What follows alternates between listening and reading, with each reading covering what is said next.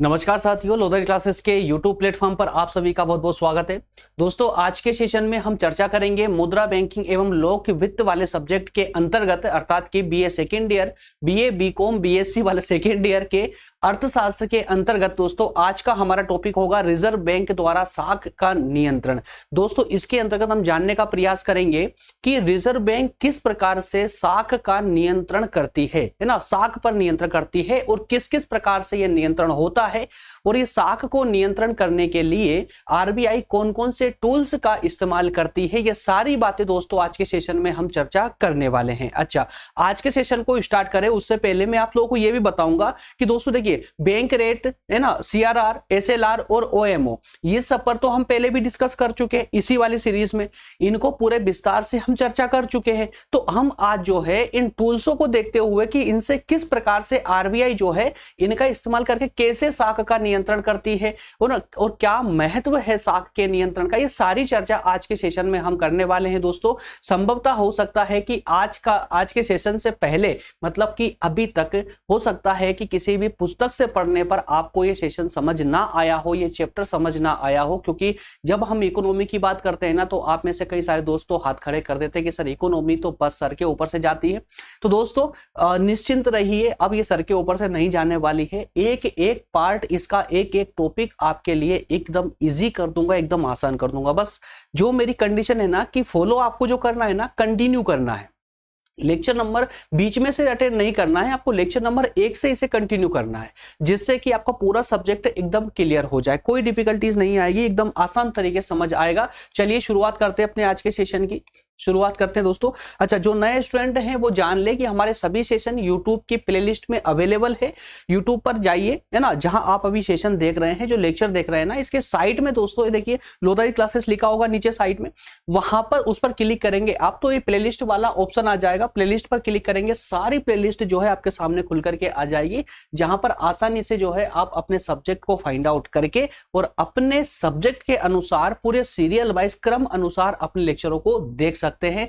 जो जो सब्जेक्ट हमने कवर किए हैं वो सारे सब्जेक्ट यहां प्लेलिस्ट पर है, कोई चार्जेबल नहीं है, फ्री ऑफ कॉस्ट है पूरी तरह से, है ना। सभी जितनी भी क्लासेस हमारी यूट्यूब पर हो रही है वो सारी क्लासेस दोस्तों फ्री ऑफ कॉस्ट ही आपके लिए अवेलेबल है। आप देख सकते हैं बीए फर्स्ट ईयर में पॉलिटिकल साइंस के 4 पार्ट कंप्लीट कर दिए गए, सेकंड ईयर में 4 पार्ट पॉलिटिकल साइंस के, और थर्ड ईयर मतलब कि बीए फर्स्ट, सेकंड और थर्ड ईयर तक की राजनीतिक विज्ञान पूरी तरह से कंप्लीट कर दी गई है और पूरे व्यवहारिक अध्ययन के साथ में। ऐसा नहीं कि आपको जो है कुछ भी बता दिया गया, कुछ भी पढ़ा दिया डिफिकल्ट, जितना टिपिकल होगा ना उस पे हमने उतनी ही ज्यादा मेहनत की है और उसको मेहनत करके उस पे जो है रिसर्च कर करके और उसको इतना आसान बनाने का प्रयास किया है कि आप एक बार लेक्चर देखेंगे, लेक्चर देखते ही आपको प्रत्येक टॉपिक समझ आने वाला है।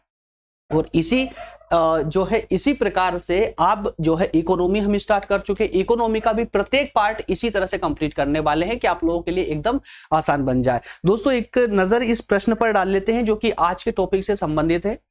एक प्रश्न है, रिजर्व बैंक द्वारा साख के नियंत्रण, रिजर्व बैंक द्वारा साख नियंत्रण क्या हुआ भाई, रिजर्व बैंक द्वारा साख नियंत्रण क्या होता है। ठीक है, तो रिजर्व बैंक द्वारा साख का नियंत्रण क्या होता है, साख नियंत्रण के उद्देश्य, आवश्यकता, महत्व को समझाइए। देखिए यहां पर 3 चीजें आपसे पूछी गई है। एक पूछा गया है कि साख नियंत्रण का अर्थ बताइए, क्लियर है, और एक में पूछा गया है इसके उद्देश्य क्या है, इसकी आवश्यकता क्या है, इसका महत्व क्या है, क्लियर है ना। नेक्स्ट प्रश्न है इसी के अथवा में है कि रिजर्व बैंक द्वारा साख नियंत्रण के परिणामात्मक तरीके को समझाइए। अब देखिए यहां पर एक तरीका आया आपका परिणामात्मक अर्थात की क्वांटिटेटिव मेथड, ठीक है ना, क्वांटिटेटिव मेथड, और एक होगा यहां पर दोस्तों गुणात्मक। देखिए गुणात्मक तरीका किसका, साख नियंत्रण करने के लिए आरबीआई 2 प्रकार के तरीकों का इस्तेमाल करती है। एक होता है जिसमें से एक होता है परिणामात्मक, जिसे हम इंग्लिश में क्वांटिटेटिव मेथड बोलते हैं, और दूसरा होता है गुणात्मक, जिसे हम इंग्लिश में क्वालिटेटिव बोलते हैं। क्या बोलते हैं दोस्तों, क्वालिटेटिव मेथड बोलते हैं। क्लियर है, दोनों मेथड आपको यहां पढ़ने को मिलेगी। इसके अलावा रिजर्व बैंक द्वारा साख नियंत्रण कैसे होता है वो तरीका पूरा बताया जाएगा आपको। इसके अलावा साख नियंत्रण की बैंक दर नीति क्या होती है, बैंक दर नीति क्या होती है तो आप पहले भी पढ़ चुके हैं बैंक रेट के बारे में, ठीक है ना। तो ये सारी चर्चा जो है आज के सेशन में हम करने वाले हैं। आइए शुरुआत करते हैं अपने सेशन की। इससे पहले देख लेते हैं आप एक बार कि फर्स्ट यूनिट पूरी तरह से हमारी कंप्लीट हो चुकी है। फर्स्ट यूनिट में जितने भी टॉपिक थे हम उस टॉपिक को वन बाय वन करके पूरी तरह कंप्लीट कर चुके हैं। आज के सेशन में हम बात करेंगे सेकंड यूनिट की, ठीक है ना। और सेकंड यूनिट के अंतर्गत दोस्तों सेकंड यूनिट में भी आज आपका लास्ट टॉपिक होने जा रहा है, ठीक है ना। लास्ट टॉपिक होने जा रहा है, इसका मतलब क्या हुआ कि आज इस क्लास के बाद में आपके फर्स्ट और सेकंड यूनिट दोनों कंप्लीट हो जाएगी। कल से हम थर्ड यूनिट पर मूव करेंगे। क्लियर है? चलिए शुरुआत करते हैं सेशन की। आज क्या क्या पढ़ने वाले हैं, तो आज के सेशन में हमें क्या क्या पढ़ने को मिलेगा देख लेते हैं एक बार। फर्स्ट पॉइंट में हम देखेंगे रिजर्व बैंक द्वारा साख का नियंत्रण, इसकी व्याख्या के तहत इसका अर्थ वगैरह देखेंगे। इसके बाद हम देखेंगे साख नियंत्रण के उद्देश्य क्या है, उसके बाद हम इसके महत्व पर दृष्टि डालेंगे, उसके बाद हम इसके साख नियंत्रण के तरीकों को देखने वाले हैं। तो credit control by RBI, reserve bank of India क्या होता है, कैसे होता है, इसका अर्थ क्या है। उसके बाद हम देखेंगे इसके ऑब्जेक्टिव्स, तो objective of credit control. And third में देखेंगे need and importance of the credit control. और लास्ट में हम देखेंगे मेथड ऑफ क्रेडिट कंट्रोल, है ना। तो चारों पॉइंट यहीं पर क्लियर कर लीजिए ताकि अंदर समस्या ना आए। चारों पॉइंट अभी देखिए, चारों पॉइंट के माध्यम से आपने जो 3-4 क्वेश्चन आपने इससे जस्ट पहले वाली स्लाइड में पढ़े थे वो अब आप यहाँ पे आपके क्लियर होने वाले हैं। चारों पॉइंट यहां से इन चारों पॉइंटों से जो है आपके सभी प्रश्नों के जवाब मिल जाएंगे।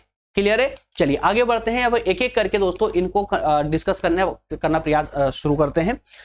सबसे पहले तो अगर आप कंटिन्यू क्लासेस ले रहे हैं तो आपको इतना अच्छे से समझ आ चुका होगा कि जो हमारी व्यापारिक बैंकें होती है, अब चूंकि हालांकि आरबीआई भी एक व्यापारिक बैंक है ना, लेकिन वो सर्वोच्च बैंक है, उत्कृष्ट बैंक है ना। तो अन्य जो व्यापारिक बैंकें हैं हमारी, वो सारी की सारी बैंकें, जितनी भी प्रकार की बैंकें होती है, सब बैंकें आरबीआई के अंडर काम करती है ना, आरबीआई के कंट्रोल में आकर काम करती है।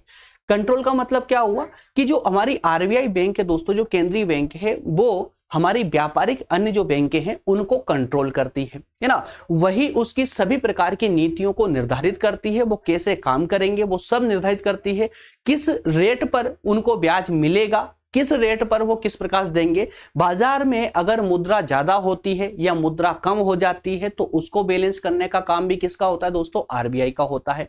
अगर मैं व्यवहारिक रूप से बात करूं, ध्यान से सुनिएगा, अगर मैं व्यवहारिक रूप से बात करूं कि क्रेडिट कंट्रोल होता क्या है, साख का नियंत्रण होता क्या है, तो सिंपल सी बात है कि जो हमारा मुद्रा बाजार है, इस बाजार में अगर देखिए समझिए, अगर पैसे की कमी हो जाती है बाजार में तो क्या होगा दोस्तों, क्या होगा, पैसे की अगर कमी हो जाएगी, पैसे की कमी होगी तो मार्केट गिरने लगेगा, मार्केट गिरने लगेगा, वस्तुओं की कीमतें भी गिरने लगेगी, है ना। लेकिन मार्केट का गिरना भी हमारी अर्थव्यवस्था के लिए बड़ा खतरनाक है। तो इसके लिए, है ना, या फिर इसका उल्टा कर दीजिए, या फिर बाजार में, मुद्रा बाजार में मुद्रा अर्थात कि पैसों की जो मात्रा है वो बढ़ जाए, अचानक से बढ़ जाए, तो क्या होगा, तो आप कहेंगे मुद्रास्फीति हो जाएगी। मतलब कि बाजार में पैसे अधिक संख्या में अधिक मात्रा में आ जाएंगे, जिससे वस्तुओं की कीमतें बढ़ने लग जाएगी, है ना। तो ये भी हमारे लिए खतरनाक है। तो ये सारा एक कम और ज्यादा जब होता है तो इसको कंट्रोल करने का काम कौन करता है दोस्तों, तो आरबीआई करती है, ठीक है ना। अगर बाजार में पैसा ज्यादा है तो उसको कम करना, और अगर कम है तो उसमें पैसा डाल करके उसको बैलेंस करना, यही काम आरबीआई करती है। और इसी कार्य को दोस्तों यहां पर साख नियंत्रण कहा जाता है, इसी को हम साख नियंत्रण कहते हैं, है ना। एक एग्जाम्पल के द्वारा दोस्तों, इस पिक्चर में एक एग्जाम्पल के द्वारा आपको दिखाने का प्रयास किया गया है कि आरबीआई किस तरह से साख का नियंत्रण करती है। जरा ध्यान दीजिएगा, देखिए एक साधारण बैंक में जैसे कि कोई ग्राहक है, मिस्टर एक्स है, ये अपनी बैंक में जाते हैं 1000 रुपए डिपॉजिट करने के। ये एग्जांपल मैंने इससे पहले वाली सेशन में भी लिया था, है ना, उसमें भी आपको बताया था कि किस तरह से हम जब बैंक में जमा करते हैं पैसे तो बैंक किस प्रकार से साख का निर्माण करती है। हाँ, बहुत सारे दोस्तों क्या कंफ्यूज होंगे, सर साख का निर्माण अलग है और साख का नियंत्रण अलग है। जी हाँ, साख का निर्माण सिंपल था, पैसे से पैसा बनाने की जो विधि होती है वो साख निर्माण की होती है। वो साख कंट्रोल तो भाई कितना पैसा बनाओगे, है ना। तो बैंक जो साख का निर्माण करती थी, पैसे से पैसा बनाती है, तो उस पर नियंत्रण रखने का, ऐसा ना हो कि ये बैंक अपने मनमाने तरीके से पैसा बनाना चालू कर दे, है ना। तो इसके लिए उन पर कंट्रोल रखना भी जरूरी है। तो जो कंट्रोल रखने का काम करती है ना आरबीआई, उसी को दोस्तों यह साख नियंत्रण कहा जाता है है ना। तो देखिए पहले एग्जांपल हमने देखा था, उसी एग्जांपल को फिर रिपीट कर रहा हूं मैं। मान लेते हैं मिस्टर एक्स है, ये 1000 रुपए लेकर के अपनी बैंक में जाते हैं और बैंक में जाकर के इस 1000 रुपए को डिपॉजिट कर देते हैं। ठीक है, तो अब ये 1000 रुपए इनके अकाउंट में चले जाते हैं। तो इस 1000 रुपए में से इस बैंक का एक बैंकिंग ड्यूटी है, एक उत्तरदायित्व है कि इसको 2 प्रकार के फंड को अपने यहां सेव करके रखना पड़ता है। अब वो खुद में से खुद तो अपने जेब से डालेगी नहीं भाई। आप जो मिस्टर एक्स ने 1000 रुपए जमा करके आए हैं, उस 1000 रुपए में से कुछ पैसा वो रिजर्व करके रखेगी। क्यों रखेगी रिजर्व करके? क्योंकि ये ऑर्डर आरबीआई के द्वारा इन बैंकों को दिया गया है। तो आरबीआई ने बोला है कि भैया सुनिए कि आप एग्जांपल ले रहे हैं ना कि आप जो है 6% तो आप जो पैसा जमा होने के लिए आपके पास आया है, या ऐसा कहें कि जो मिस्टर एक्स आपके पास 1000 रुपए लेकर आए ना जमा करने के लिए, उस 1000 रुपए में से 6% तो आप सीआरआर के तौर पर यहां पर रिजर्व रखेंगे, अर्थात कि जमा रखेंगे अपने पास में, और 20% इस पैसे का एसएलआर के रूप में जमा रखेंगे।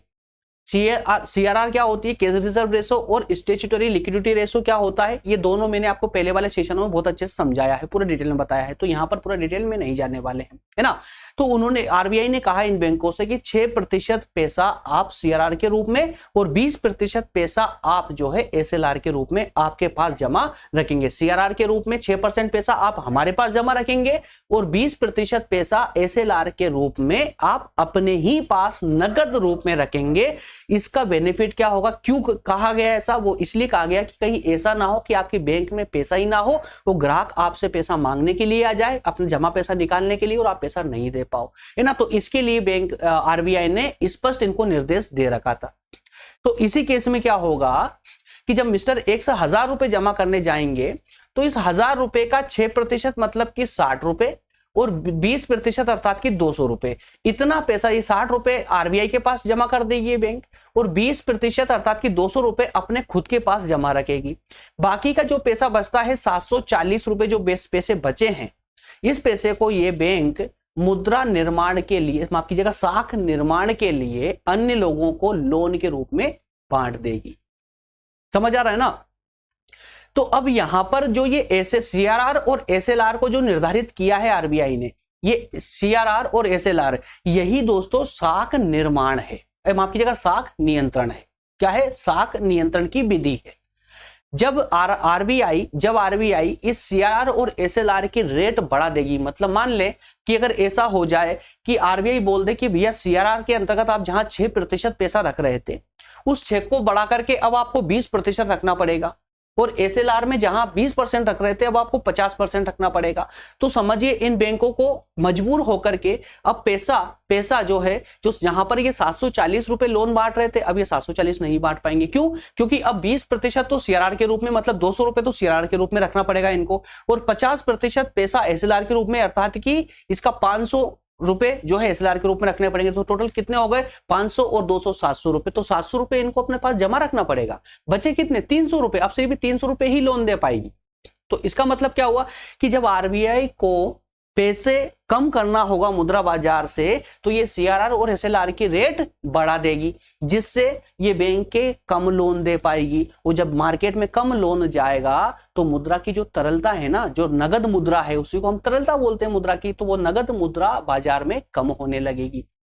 ठीक है ना। और जब आरबीआई को इसका उल्टा कर दी, जब आरबीआई को लगता है कि यार बाजार में पैसा नहीं है, बाजार में पैसे की मात्रा बढ़ानी है, तो उस केस में आरबीआई क्या करेगी? सीआरआर और एसएलआर की रेट कम कर देगी, जिससे इन बैंकों को अपने पास कम पैसा रखना होगा और ये अधिक पैसा बाजार में लोन के रूप में दे पाएगी, जिससे बाजार में मुद्रा की मात्रा बढ़ने लग जाएगी। सिंपल सा फंडा इन दोनों का। और इसी प्रकार का एक ओएमओ होता है, जिसे हम ओपन मार्केट ऑपरेशन बोलते हैं। ठीक है ना। तो ये सारी इन चीजों को हालांकि पर्टिकुलर रूप से समझने वाले, तो एक व्यवहारिक रूप से बस इस एग्जांपल को याद रखना। अब हम इसको स्टार्ट कर रहे हैं पढ़ना। अब आप ये सारी चीजें समझ आने लगेगी। देखिए क्या लिखा हुआ है कि केंद्रीय बैंक द्वारा व्यापारिक बैंकों को साख निर्माण की क्षमता मतलब समझ गए ना आप, 740 रुपए लोन दे रहे थे ये, है ना। तो साख अभी जो है, अगर मान ले सीआरआर 6% रहता है और एसएलआर 20% रहता है, तो ये बैंक जो है 1000 रुपए में से 740 रुपए लोन दे सकती है। 740 देगी, फिर उसके आगे देगी, फिर उसके आगे देगी। मैंने पूरा क्रम बताया था साख निर्माण में, है ना। जब तक ये पैसा जीरो नहीं हो जाएगा तब तक ये बैंक के लोन बांटती रहेगी। ठीक है ना। तो ये जो साख निर्माण की क्षमता होती है बैंकों की, है ना, तो यह साख निर्माण की मात्रा को कम या अधिक करना साख नियंत्रण कहलाता है। ठीक है ना, ये 740 रुपए को कम करना या ज्यादा करना, बढ़ाना, यही साख नियंत्रण कहलाता है। जो व्यापारिक बैंक अपनी नगद जमा से कई गुना अधिक ऋण देते हैं, इसे ही साख निर्माण कहा जाता है। साख निर्माण तो आपने पहले वाले सेशन में भी बहुत अच्छे समझा, इसे जस्ट पहले वाले सेशन में कि साख निर्माण क्या होता है। तो जब व्यापारिक बैंक जब व्यापारिक बैंक जो होती है, जो नगद जमा के आधार पर मनमाना साख निर्माण नहीं कर सकते, वो एक निश्चित सीमा तक ही साख का निर्माण कर सकते हैं। यह सीमा केंद्रीय बैंक ही तय करता है और इसे ही साख का नियंत्रण कहा जाता है। कुल मिलाकर के जो हमारी व्यापारिक बैंकें होती है, वो व्यापारिक बैंकें जो साख का निर्माण करती है, अर्थात लोगों को लोन दे करके बाजार में मुद्रा की पूर्ति करती है, पूर्ति बढ़ाती है। उस पूर्ति को कम करना या ज्यादा करना, ये काम विशेष रूप से किसके कंट्रोल में होता है? आरबीआई के कंट्रोल में होता है। तो ये जो आरबीआई कंट्रोल करती है ना, बाजार में पैसे की मात्रा कम ज्यादा, है ना, या फिर बैंकों के साख निर्माण को कम करना या ज्यादा करना, तो ये जो क्षमता है बैंकों की, इस साख निर्माण की क्षमता, इसको कम करना या ज्यादा करना, ये जो कार्य होता है ना, यही साख नियंत्रण कहलाता है। क्लियर है यहां तक का? बताइए मुझे एकदम, अगर क्लियर हो तो प्लीज कमेंट करके बताइएगा मुझे, ठीक है ना।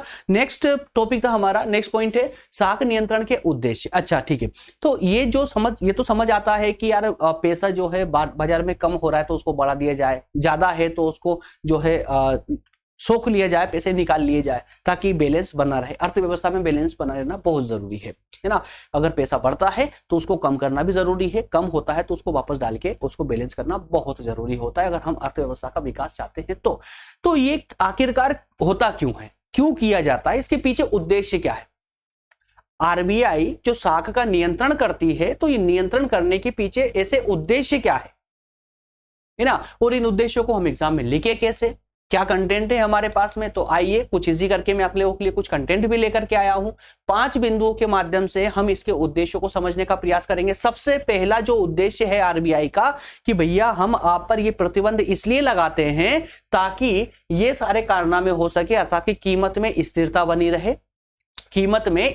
बनी रहे। इसके अलावा आर्थिक विकास को बढ़ावा मिले, अर्थात हमारी अर्थव्यवस्था जल्दी से जल्दी जो है फर्स्ट इकोनॉमी पावर बन जाए, है ना, इकोनॉमिक पावर बन जाए। इसके अलावा मौद्रिक स्थिरता बनी रहना, मौद्रिक स्थिरता के लिए, या कहें कि विनिमय दर में भी स्थिरता। तो कुल मिलाकर के यहाँ पर हम स्थिरता की ही बात कर रहे हैं, क्योंकि अर्थव्यवस्था में कुल मिलाकर के हमें स्थिरता अर्थात की बैलेंस बहुत जरूरी है। चाहे वो कीमत में स्थिरता की बात करें, चाहे वो मौद्रिक नीति में स्थिरता की बात करें, चाहे वो विनिमय दर में, जो विनिमय परसेंटेज जो प्रतिशत होता है उसमें स्थिरता की बात करें, या हम बात करें रोजगार की, पूर्ण रोजगार लाना है, तो भी हमें हमारी अर्थव्यवस्था में नियंत्रण बहुत आवश्यक है। क्लियर है? 5 बिंदुओं को थोड़ा सा मैं डिटेल में और बता देता हूं, जिससे कि आपको आपके एग्जाम के लिए एक अच्छा खासा डेटा मिल जाएगा, आपको अच्छा खासा जो है कंटेंट मिल जाएगा। चलिए शुरू करते हैं। सबसे पहले हम बात करेंगे इसमें कीमत में स्थिरता लाना।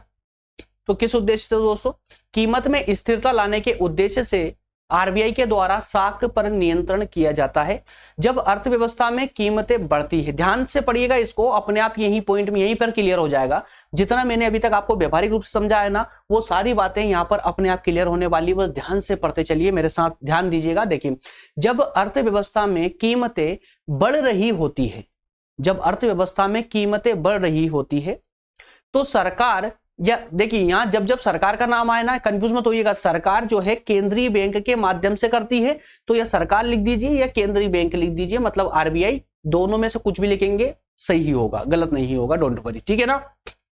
चलिए, तो सरकार जो है, जब बाजार में कीमतें बढ़ रही होती है वस्तुओं की, तो उस समय सरकार केंद्रीय बैंक के माध्यम से साख की मात्रा को घटाकर मुद्रा पूर्ति कम करती है। ध्यान से पढ़िएगा इसको, अपने आप समझ आ जाएगा।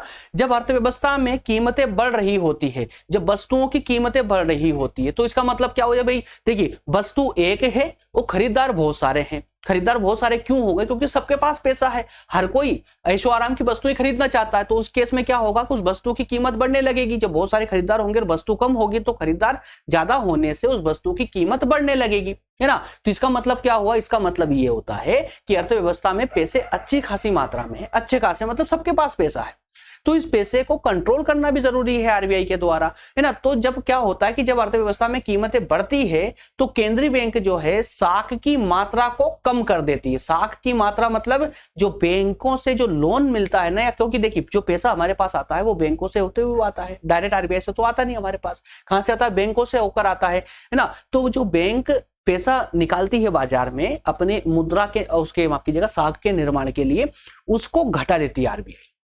उस मुद्रा की साख की मात्रा को घटाने से क्या होता है? मुद्रा की पूर्ति कम हो जाती है बाजार में मुद्रा की पूर्ति कम हो जाएगी। इस प्रकार जब अर्थव्यवस्था में कीमतें घट रही होती है, इसको उल्टा कर दीजिए। और अगर ऐसा लगता है कि यार अर्थव्यवस्था में कीमतें कम हो रही है वस्तुओं की, क्यों? क्योंकि पैसा ही नहीं है। जो व्यक्ति आज मान लेते हैं, कोई व्यक्ति जो है अपना कोई प्रोडक्ट बेचने के लिए बाजार में आता है, जो पहले 500 रुपए पर प्रोडक्ट बेच रहा था, लेकिन खरीदार ना होने के कारण उसे उस प्रोडक्ट को 400 रुपए में बेचना पड़ रहा है। तो क्या मतलब हुआ इसका कि इसकी जो डिमांड है वो कम हो रही है, और डिमांड कम होने के कारण वस्तु का मूल्य ना चाहते हुए भी उसे कम दामों में बेचना पड़ रहा है, वस्तु का मूल्य कम हो रहा है। तो इस मूल्य को बैलेंस रखने के लिए केंद्रीय बैंक क्या करेगी दोस्तों? केंद्रीय बैंक क्या करेगी? साख की मात्रा को बढ़ाएगी, साख की मात्रा को बढ़ाएगी। इस तरह से बाजार में जो मूल्य होगा या मुद्रा की पूर्ति होगी वो बढ़ने लग जाएगी। इससे कीमतों की घटने की प्रवृत्ति रुक जाएगी, वो कीमतों में क्या आ जाएगा दोस्तों? स्थायित्व आ जाएगा। तो इसलिए कहा गया है, पॉइंट क्या था, हेडिंग क्या थी? हेडिंग पे ध्यान दीजिएगा, कीमत में स्थिरता लाना, वस्तु की कीमत में स्थिरता लाना। अगर वस्तु की कीमत बढ़ रही हो तो उसे कम करना, कम हो रही हो तो उसे बढ़ाना, अर्थात कि बैलेंस में रखना बहुत आवश्यक है। तो एक प्रथम उद्देश्य तो इसका ये था। दूसरे उद्देश्य की बात करें तो आर्थिक विकास को प्रेरित करना। आर्थिक विकास को प्रेरित करना, तो आर्थिक विकास को प्रेरित करने के लिए भी केंद्रीय बैंक साख नियंत्रण के हथियार का इस्तेमाल करती है। सरकार साख नियंत्रण के माध्यम से आर्थिक विकास को बढ़ावा देती है। सरकार आर्थिक विकास के कारकों को अधिक अधिक साख उपलब्ध कराकर ऐसा करने का प्रयास करती है। ध्यान दीजिएगा, सरकार यह कहे कि हमारी केंद्रीय बैंक, देखिए आर्थिक विकास को बढ़ावा देना है ना, प्रेरित करना है, आर्थिक विकास को बढ़ाना है, तो उसके लिए हमारी आरबीआई का एक ये दायित्व भी होता है कि आप जिस साख की पूर्ति आप बाजार में कर रहे हैं, वो साख ऐसा ना हो कि पैसे ऐसे हाथों में ज्यादा चले जाए जो उस पैसे का इस्तेमाल जो है निर्माण के लिए ना करते हुए, बल्कि वो निष्क्रिय पैसा रहे। निष्क्रिय मतलब समझते हैं ना, निष्क्रिय मुद्रा क्या होती है? जो किसी काम ना आती हो, जो किसी काम ना आती हो, जैसे कि ब्लैक मनी, वो किसी काम की नहीं है। हमारी अर्थव्यवस्था के लिए सबसे बड़ी घातक मुद्रा है वो, है ना। तो ऐसी मुद्रा जो है हमारी मुद्रा है वो ब्लैक मनी अर्थात की काली मुद्रा में परिवर्तित ना हो, इसके लिए भी आरबीआई को विशेष ध्यान रखना पड़ता है। और आरबीआई ऐसे विकास में मुद्रा को प्रेरित करती है जिससे कि ऐसे व्यक्तियों के हाथों में पैसा आए जो अर्थव्यवस्था में निर्माण कार्य कर रहे हो, जिससे हमारी अर्थव्यवस्था में प्रगति आ जाए। ठीक है ना। तो इस प्रकार हम कह सकते हैं कि आरबीआई का एक अन्य उद्देश्य साख नियंत्रण का यह भी है कि वो आर्थिक विकास को प्रेरित करने वाले कारकों के पास में साख को अधिक से अधिक उपलब्ध करवाए, जिससे वो निर्माण कार्य और अधिक तीव्र गति से हो सके। अगला है मौद्रिक स्थिरता। मौद्रिक स्थिरता, ध्यान दीजिएगा, अर्थव्यवस्था में ब्याज दरों को साख नियंत्रण के माध्यम से ही नियंत्रित किया जाता है। क्या कहा गया है यहां पर? अर्थव्यवस्था में जो ब्याज की दरें होती हैं दोस्तों, ये ब्याज की दरें साख नियंत्रण के द्वारा ही कंट्रोल की जाती है। मान लेते हैं कि आज कोई बैंक है, आप लोन लेने जाते हो तो वहां लोन जो है आपको हो सकता है कि मान लेते हैं, एग्जांपल लेते हैं कि आपसे 20% आपसे वसूल कर रही है बैंक, है ना, 20%। तो वो 20% आपसे कब लेगी? उसका ब्याज कब लेगी लोन का? जब आरबीआई ने कह रखा हो कि अब आरबीआई की सीआरआर और एसएलआर की जो रेट है ना वो भी बहुत हाई होगी, तब लेगी। लेकिन अगर बैंक को पैसा अगर बैंक रेट किसको बोलते हैं आगे बताने वाला हूं मैं आपको, जिस रेट पर आरबीआई से इन बैंकों को ब्याज मिलता है, माफ कीजिएगा पैसा मिलता है, लोन मिलता है ना, उसको हम बैंक रेट कहते हैं। तो जब वो बैंक रेट मतलब आरबीआई अगर इन बैंकों से अधिक ब्याज वसूलती होगी तो बैंक भी आपसे अधिक ब्याज वसूलेगी, और अगर बैंक आरबीआई अगर कम रेट पर इन बैंकों को लोन देगी तो ये बैंकें भी आपको कम ब्याज पर ही लोन देगी, है ना। तो इस तरह से जो ब्याज दरें होती है हमारे लोन की, ऋण की जो ब्याज दरें होती है, इन ब्याज दरों को साख नियंत्रण के माध्यम से ही नियंत्रित किया जाता है। क्लियर है ना। तो बाजारी का जो ब्याज दर है दोस्तों, बाजार की जो ब्याज दर है ये अधिक होने पर सरकार बैंक दर को घटा देगी। अगर बाजार में ब्याज दर ज्यादा बढ़ रही होगी तो आरबीआई क्या करेगी, बैंक रेट को कम कर देगी, जिससे ये बैंकें जो अन्य बैंकें होती ये भी बाजार में जो लोन लेते हैं लोग, उनके ग्राहक, उन ग्राहकों को वो कम रेट पर लोन दे सके, ठीक है ना, जिससे बाजार की ब्याज दर घट जाएगी, है ना। और बाजार की ब्याज दर कम होगी तो सरकार क्या करेगी, बैंक दर को बढ़ा देगी, जिससे बाजार में ब्याज दर फिर से बैलेंस हो जाए, है ना। तो यह पूरी अर्थव्यवस्था में अर्थात साख नियंत्रण में और साख के निर्माण में ये पूरा जो खेल है ना, ये सिर्फ और सिर्फ बैलेंस का है। अर्थव्यवस्था में पूरा बैलेंस का खेल है कि पूरी तरह से आरबीआई को सिर्फ इसमें बैलेंस बना करके रखना होता है। क्लियर है। आगे बात करते हैं विनिमय दर में स्थिरता। देखिए, जब सरकार के पास विदेशी मुद्रा में कमी होने लगती है, या देखिए सरकार के पास विदेशी मुद्रा भी आवश्यक है ना किसी भी अर्थव्यवस्था में, और किसी भी अर्थव्यवस्था के उचित संचालन के लिए विदेशी मुद्रा का होना परम आवश्यक है। तो जब सरकार के पास में या जब केंद्रीय बैंक के पास में ऐसे विदेशी मुद्रा भंडार कम होने लग जाता है तो सरकार ये कार्य साख नियंत्रण के माध्यम से भी कर सकती है। साख नियंत्रण के माध्यम से अपने विदेशी मुद्रा भंडार को भी बैलेंस कर सकती है। तो अब यहां पर आपके दिमाग में आ रहा हो, सर ये तो हमारे देश की सीमा के अंदर साख नियंत्रण तो हमारी बैंकों के ऊपर किया जाता है, जिससे बैंक जो है सिर्फ लोन कम ब्याज पे या ज्यादा ब्याज पर देकर के और बाजार की मुद्रा मात्रा को बढ़ा या कम कर सकती है, बढ़ा सकती है, कम कर सकती है। लेकिन ये विदेशी मुद्रा में कैसे, क्या है ना। तो यहां पर भी एक जो है आरबीआई, दोस्तों आरबीआई का जो पूरी रणनीति है ना वो बड़ी एक सटीक होती है और बहुत ही व्यापक होती है। वो विदेशी मुद्रा के लिए भी कार्य कर, देखिए अगर मान लेते हैं कि जैसे अगर विदेशी मुद्रा भंडार हमारे देश में कम हो रहा है तो आरबीआई चाहेगी कि ऐसी जो भी संस्थाएं हैं, ये जो कंपनियां हैं या जो निर्माण करता है, कि ऐसे निर्माण करता संस्थाओं को ये आरबीआई सपोर्ट करे जो अपना माल बना करके अन्य देशों को बेचती होगी। जब अन्य देशों को बेचेगी, निर्यात करेगी, तो वहां से उस देश की मुद्रा हमारे देश में आएगी, जिससे क्या होगा दोस्तों, हमारा विदेशी मुद्रा भंडार फिर से बढ़ने लग जाएगा। तो ध्यान से ऐसे समझिए, खाली विनिमय दर में स्थिरता इसी प्रकार से केंद्रीय बैंक लेकर आती है।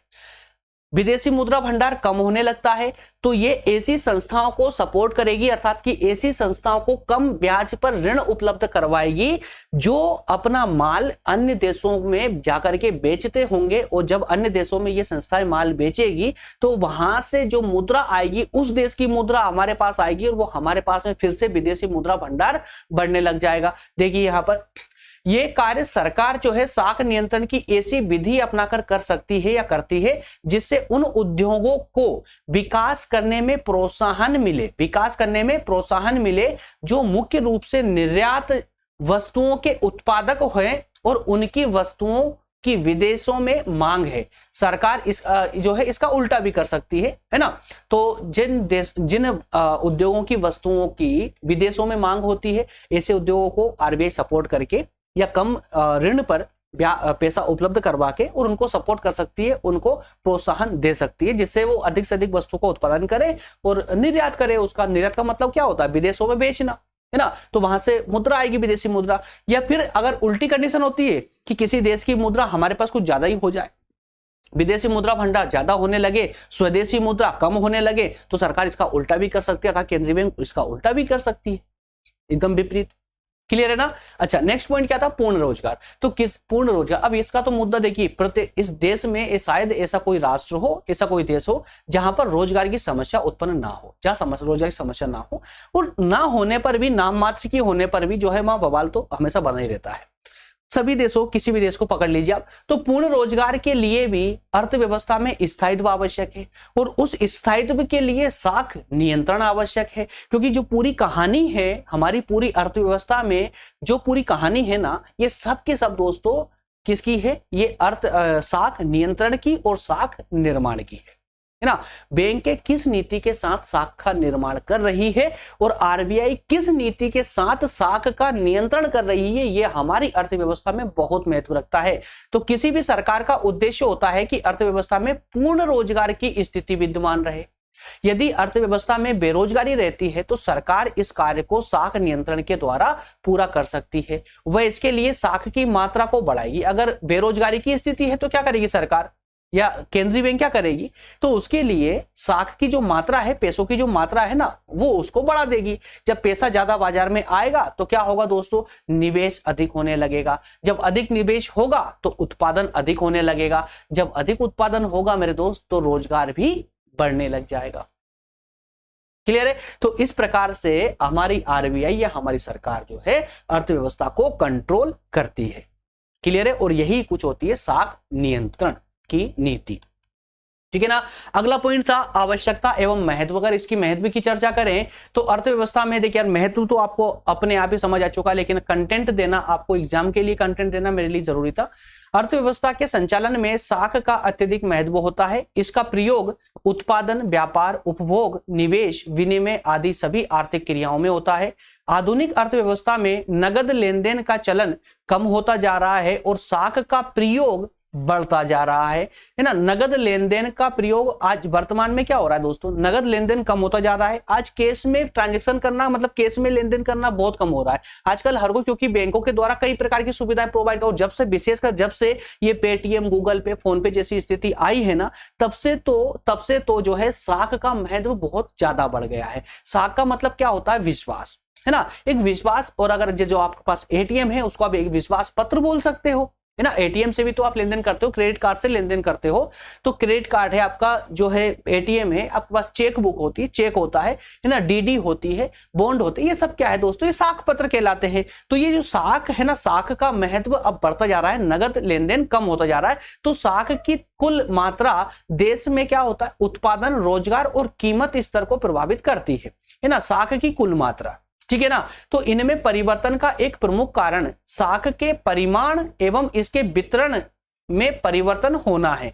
अतः जब कभी इन परिवर्तनों को रोकना होता है तो साख के परिमाण और वितरण में उचित परिवर्तन करना होता है, और जब साख मुद्रा पर नियंत्रण एवं नियमन करना आवश्यक होता है। क्लियर है? तो इन सभी कारणों से अगर कुल मिलाकर अगर हम बात करें तो हमारी कहानी फिर से घूम फिर करके अर्थव्यवस्था के स्थायित्व पर आ जाती है कि किसी भी देश की अर्थव्यवस्था में अगर हमें स्थायित्व लाना है तो उस स्थायित्व लाने के लिए जो है हमारी साख नियंत्रण की नीति सटीक और उचित होना बहुत आवश्यक है, उस समय पर होना जरूरी है। क्लियर है? चलिए नेक्स्ट एंड लास्ट पॉइंट है जो दोस्तों आज के टॉपिक का सबसे इंपॉर्टेंट जो पॉइंट है हमारा, वो है साख नियंत्रण के तरीके। अभी तक हमने सिर्फ ये बात की है कि आरबीआई साख नियंत्रण की नीति अपनाती है, क्यों अपनाती है ना, क्यों अपनाती है और कब अपनाती है, ये सारी चर्चा हम कर चुके। लेकिन कैसे साख नियंत्रण करती है, कैसे करती है, तो वो जो कैसे करती है अर्थात कि किन किन टूल्स का इस्तेमाल करके आरबीआई साख पर नियंत्रण करती है, उस पर चर्चा हम दोस्तों करने वाले हैं। मैंने प्रारंभ में आपको बताया था कि जो मेथड हम देखने वाले हैं, साख नियंत्रण के जो तरीके देखने वाले हैं, उसमें दो मेथड हम विशेष रूप से पढ़ेंगे। एक होगी क्वांटिटेटिव मेथड, है ना, जिसे हम जो है परिणामात्मक तरीका बोलते हैं साख नियंत्रण का, और एक होगी हमारी क्वालिटेटिव मेथड जिसे हम गुणात्मक तरीका बोलते हैं। ठीक है ना। दोनों पर थोड़ा सा हम विस्तार से जानेंगे, विस्तार से चर्चा करेंगे, जिससे आपको कंटेंट भी मिलेगा और साथ में आपकी व्यवहारिक समझ भी बनेगी। सबसे पहले हम बात करेंगे परिणामात्मक साख नियंत्रण के तरीके की, अर्थात quantitative method of the credit control की। तो सबसे पहले परिणामात्मक तरीके के अंतर्गत एक आती है दोस्तों बैंक दर। क्या आती है? बैंक दर, है ना। इसको पढ़ा उससे पहले एक बार समझ लीजिए बैंक रेट क्या होती है, सिंपल शब्दों में, एकदम सिंपल तरीके से। या जिस तरह से हमें पैसे की आवश्यकता पड़ती तो हम कहां जाते हैं? हम फट से अपनी बैंक के पास जाते हैं कि भैया हमें पैसे की आवश्यकता है, हमें लोन दीजिए। है ना। तो क्या कभी आपने ये सोचा कभी इन बैंकों को भी पैसे की जरूरत पड़ती होगी? अच्छा, क्यों पड़ती होगी? आप बस बोलेंगे सर हम सबके पैसे तो जमा सब बैंकों के पास ही होते तो बैंक को क्यों जरूरत पड़ने लगी पैसे की? तो मैं बताता हूँ आपको। अगर आपने साख निर्माण वाला टॉपिक या लेक्चर अटेंड किया हुआ ना, तो आपको ये डाउट नहीं रहेगा। साख निर्माण में क्या हो रहा था कि हम जब 1000 रुपए बैंक के पास जमा करने जा रहे थे तो क्या कर रही थी बैंक? अपने अनुभव के आधार पर कुछ पैसा सेव रख के और अगले व्यक्ति को लोन दे रही थी, और वो लोन भी किसी के अकाउंट में देती थी, है ना। अगर हमने 1000 रुपए से जो है बैंक में जमा किए तो 1000 रुपए मान लेते हैं कि वो 20% अपने पास सेव रख करके, अर्थात 200 रुपए सेव रख के और 800 रुपए लोन दे रही थी। वो 800 रुपए भी उस व्यक्ति को अकाउंट में देती थी, और अकाउंट में देने के बाद में उस अकाउंट में भी 20% रख करके बाकी का पैसा फिर किसी थर्ड व्यक्ति को लोन दे रही थी। तो इस प्रकार से वो उस पैसे को कई लोगों को तब तक लोन देती रहती है बैंक जब तक कि वो पैसा जीरो ना हो जाए, वो जो 800 रुपए थे ना वो जीरो ना हो जाए, है ना। तो इस स्थिति में जब बैंक लोन बांट रही है अन्य लोगों को, अब इस स्थिति में बैंक के पास तो पैसा है नहीं, है ना। अब मान लेते हैं कि कोई ग्राहक अचानक से आ जाए और बोले कि भैया मेरे 10 करोड़ रुपए जमा थे, मुझे 5 करोड़ रुपए अभी करंट में चाहिए, अभी चाहिए। तो ऐसे में बैंक क्या करेगी? बैंक तो फंस जाएगी। लेकिन बैंक मना भी नहीं कर सकती कि आपको पैसा नहीं दिया जाएगा, या आपको 2 दिन बाद दिया जाएगा या 3 दिन बाद, ऐसा भी नहीं बोल सकती बैंक। बैंक को पैसा देना होगा। तो उस केस में क्या करेगी ये बैंक? तो दोस्तों उस केस में बैंक क्या करेगी? बैंक जाएगी आरबीआई के पास, हैंड टू हैंड बोलेगी साहब मुझे अभी पैसा चाहिए, मुझे ब्याज लोन चाहिए, क्योंकि मेरे पास में एक ऐसा कस्टमर आ चुका है जिसको मुझे अभी 5 करोड़ रुपए देना है। तो आरबीआई बोलेगी ठीक है आ जाइए, ले जाइए पैसा, लेकिन हम इस पर ब्याज लेंगे आपसे, क्योंकि आप भी तो अपने ग्राहक से ब्याज लेते हो ना, जिसको आप लोन देते हो, तो हम भी आपसे ब्याज लेंगे। तो आरबीआई भी उस बैंक, जिस बैंक को लोन देगी उससे रेट ब्याज लेगी। तो जो ब्याज वो लेती है ना आरबीआई, उसी को हम यहां बैंक रेट कहते हैं। क्लियर हुआ? बैंक रेट कहते हैं, मतलब कि बैंक दर कहते हैं। तो ये जो बैंक रेट जो पॉलिसी है ना, इस पॉलिसी के द्वारा किस तरीके से आरबीआई साख का नियंत्रण करती है, आइए ये समझिए। बैंक दर वह ब्याज दर होती है जो केंद्रीय बैंक अपने ऋणों पर व्यापारिक बैंक से लेती है। केंद्रीय बैंक समय समय पर बैंक दर को निश्चित करता है। केंद्रीय बैंक खुद डिसाइड करता है कि इन बैंकों से कितना ब्याज हमको लेना है। बैंक दर में परिवर्तन का अर्थ यह होता है कि जब बैंक दर घटती है तो साख सस्ती हो जाती है, अर्थात कि लोन सस्ते हो जाते हैं। अगर आरबीआई अपनी बैंक दर को कम कर देगी तो ये बैंक के अधिक पैसा लोन लेगी आरबीआई से, है ना, और अधिक पैसा बाजार में बांटेगी, है ना। तो इसका मतलब क्या हुआ? साख अगर आरबीआई को बढ़ाना होगा तो बैंक रेट को कम कर देगी। और एकदम इसका उल्टा कर दीजिए, जब बैंक दर बढ़ेगी, आरबीआई अगर बैंक दर बढ़ा देती है तो साख क्या हो जाएगी दोस्तों? महंगी हो जाएगी, है ना। तो बैंक दर में परिवर्तन 2 उद्देश्यों से किया जाता है। इसका पहला उद्देश्य क्या होता है? ध्यान दीजिएगा यहाँ पर 2 उद्देश्य। बैंक दर में परिवर्तन 2 उद्देश्य से होता है। एक पहला कारण क्या है? साख को सस्ता या महंगा करना, साख को सस्ता या महंगा करना। और दूसरा उद्देश्य होता है साख को कम या ज्यादा करना, ठीक है ना। तो लोन को कम करना या ज्यादा करना, अर्थात कि बाजार में मुद्रा की पूर्ति को कम करना या ज्यादा करना, या उसको सस्ता करना या महंगा करना, ये 2 कारणों से बैंक दर नीति को लागू किया जाता है। अच्छा, नेक्स्ट तो हमने देखा था कि खुले बाजार की क्रियाएं, मतलब कि ओपन मार्केट ऑपरेशन, मैंने आपको बताया था ना, OMO।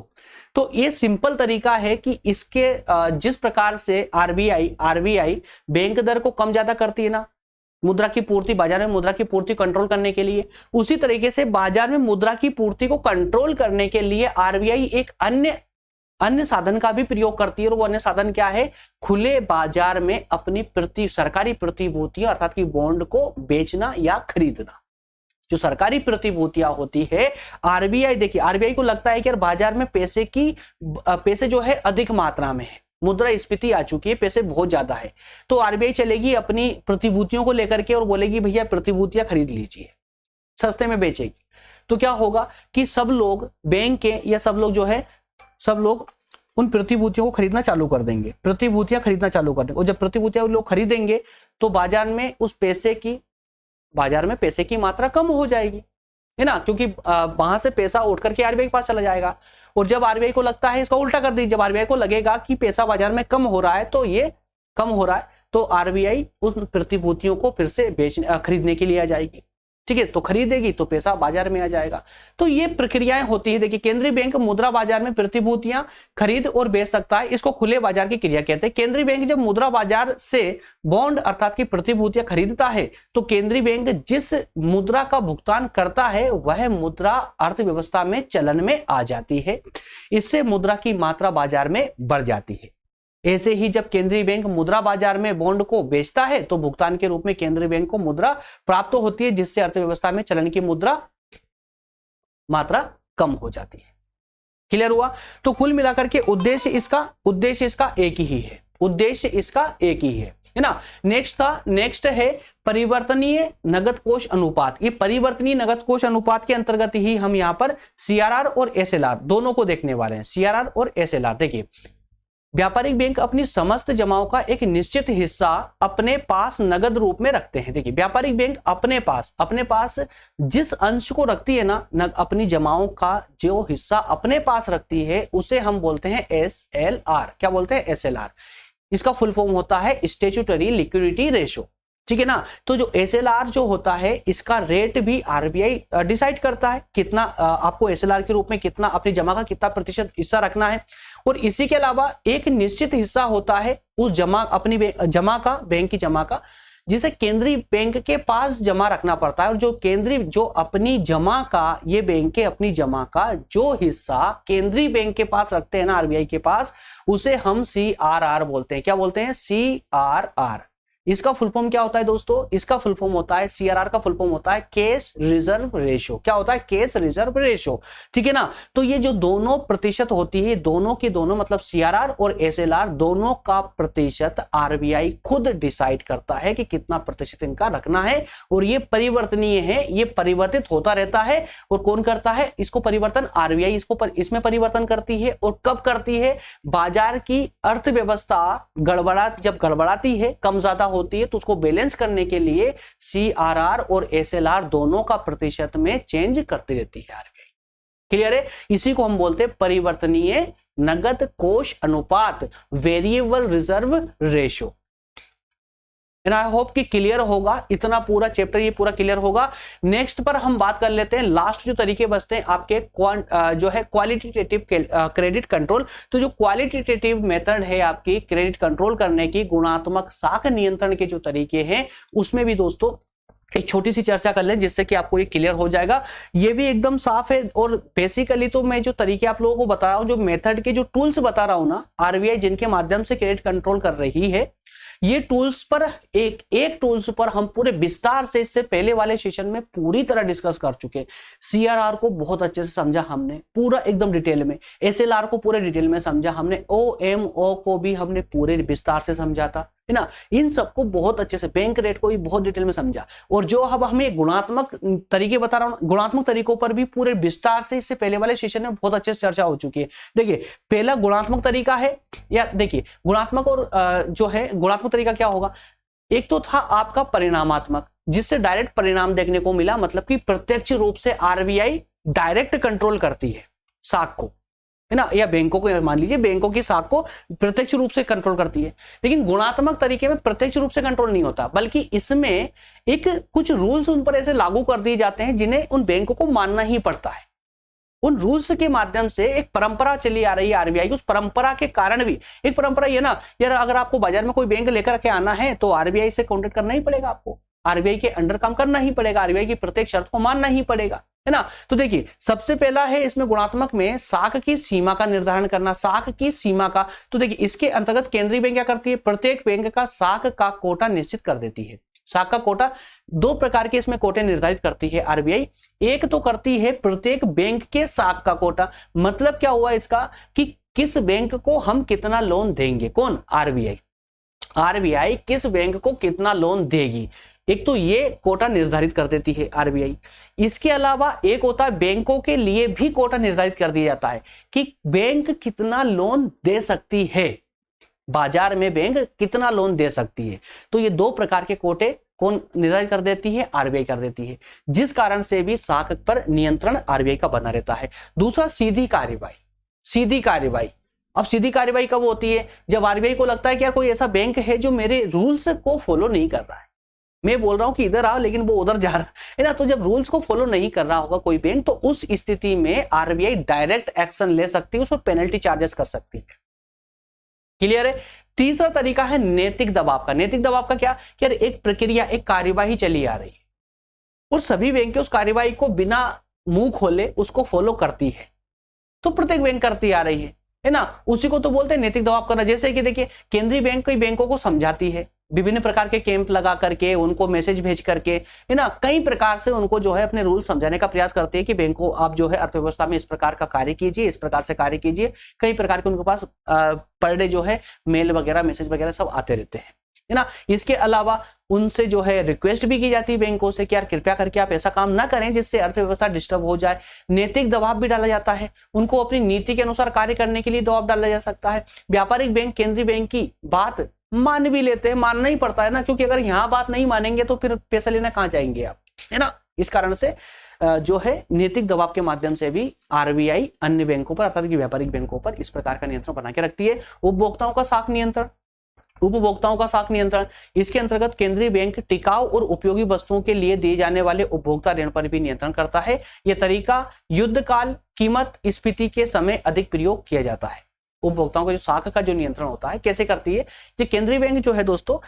देखिए कुछ लोग जो है अपनी वस्तुओं को गिरवे रख करके उनसे बैंकों से लोन लेने जाते हैं, तो उस रेट को कम ज्यादा करने का काम किसके पास होता है, वो भी आरबीआई के पास होता है। कि अगर आप मान लेते हैं कि कोई गोल्ड पर लोन लेना चाहते हैं तो कितना रखेंगे उस पर, है ना, गोल्ड पर कि कितना प्रतिशत काट के आपको लोन मिलेगा, तो ये निर्धारित भी आरबीआई ही करती है और ये निर्धारित करके इन बैंकों को दे दिया जाता है कि भैया आप काम कीजिए, आप जो भी आपसे जो है ये प्रतिभूति जो ऋण लेने आते हैं तो उनको कितना प्रतिशत काट के और आप उनको लोन देंगे, ये आप जो है इस प्रकार की नीति को फॉलो करेंगे। और विशेष रूप से ये तरीका कब, एक आपातकाल के समय में, जैसे युद्ध काल का समय होगा या फिर बाजार में मुद्रास्फीति की स्थिति आ जाए, तो उस समय में इस प्रकार के कार्य किए जाते हैं, फिर इस नीति को लागू किया जाता है। प्रतिभूति ऋणों की बात आती है। प्रतिभूति ऋणों की सीमा में परिवर्तन करना, तो इस विधि के प्रयोग का उद्देश्य सट्टे के कार्यों के लिए दी जाने वाली साख की मात्रा को नियंत्रित करना है। क्या कहा गया यहाँ पर, ये जो प्रतिभूति ऋणों की सीमा में परिवर्तन वाली जो विधि है, इसका प्रयोग क्या होता है दोस्तों, सट्टे के कार्यों के लिए जो पैसा दिया जाता है, जो साख दिया जाता है, उसको नियंत्रित करने के लिए किया जाता है। इस विधि, सट्टे का कार्य मतलब सिर्फ वो सट्टा मत समझिए, सट्टे कई प्रकार के होते हैं। एक व्यापारी अपने पास नगद पैसा रखता है सिर्फ इसलिए कि कल अगर माल मेरा जो जिस माल में वो ट्रेड कर रहा है, जिस माल का व्यापार करता है, वो उसका माल अगर सस्ता होगा तो वो उसे खरीद लेगा, तो इसको भी हम यहाँ सट्टा बोलेंगे। अर्थशास्त्र की भाषा में उसे भी सट्टा बोला जा रहा है ना। तो सट्टे का मतलब वो मत समझ लीजिए, सिर्फ वो मत समझ लीजिए, वो भी है लेकिन सिर्फ वो नहीं। अर्थव्यवस्था में अर्थात कि इकोनॉमी में प्रत्येक व्यापारी जो अपने माल को खरीदने के लिए अपने पास नगद धन रखता है, उसे भी सट्टे के प्रयोग के लिए रखा गया धन कहा जाएगा। ठीक है ना। तो इस विधि के अंतर्गत केंद्रीय बैंक व्यापारिक बैंकों को समय समय पर आदेश देता है कि वह सट्टे के कार्यों के लिए प्रतिभूतियों के आधार पर जो ऋण दिया जाता है उसकी ऋण की कितनी सीमा होगी। जब इस सीमा को बढ़ा दिया जाता है तो सटोरियों को अधिक पैसा मिलता है, और जब इस सीमा को घटा दिया जाता है तो इनको पैसा कम मिल पाता है। इस प्रकार से साख नियंत्रण होता है बाजार में। क्लियर है। इसी के साथ में हमारा सेशन होता है दोस्तों कंप्लीट। बताइएगा मुझे कमेंट करके क्या एक एक पॉइंट, एक एक टॉपिक पूरी तरह से क्लियर हुआ आप लोगों का, ठीक है ना। नेक्स्ट सेशन जो हमारा होगा वो होगा लोक वित्त पर। जी हाँ, पब्लिक फाइनेंस पर। जैसे मैं आपको बताया कि सेकंड यूनिट हमारी कंप्लीट हो चुकी है, कल से हमारी थर्ड यूनिट स्टार्ट होगी। थर्ड यूनिट से स्टार्ट ही करेंगे हम पब्लिक फाइनेंस से, लोक वित्त, और इसके अंदर हम इन सब बातों को, इसकी अर्थ, प्रकृति, महत्व, है ना, क्षेत्र, इन सब पर हम चर्चा करेंगे। मिलेंगे जल्दी सेशन में दोस्तों, तब तक आप सभी का बहुत बहुत धन्यवाद। Thank you.